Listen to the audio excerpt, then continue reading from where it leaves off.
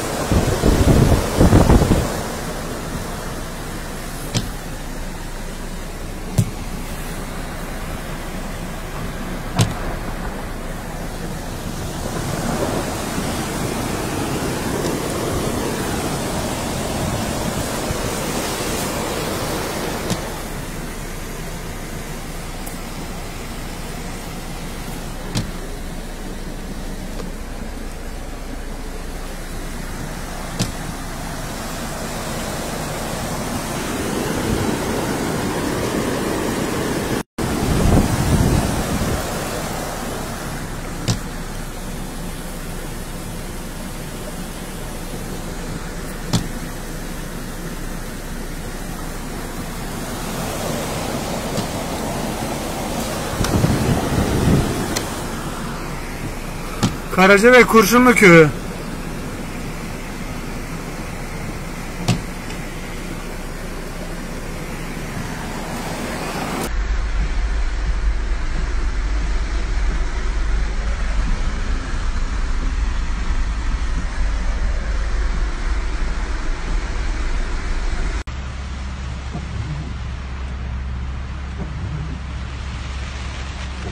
Arkadaşlar Adirmen'in yanısı Topser arazisi, Dağkada arazisi.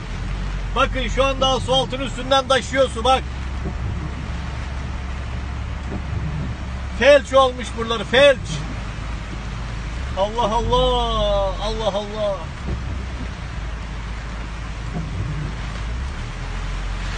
Şu anda ana asfaltın üstünden geçiyoruz. Bakın arkadaşlar, ana asfalt. Bandırma Karacabey Karayolu. Bandırma Karacabey Karayolu. Allah Allah illallah. Karacabey Bandırma Karayolu arkadaşlar. Ben böyle bir şey görmedim komşula. Topsa Dağkada arazisi.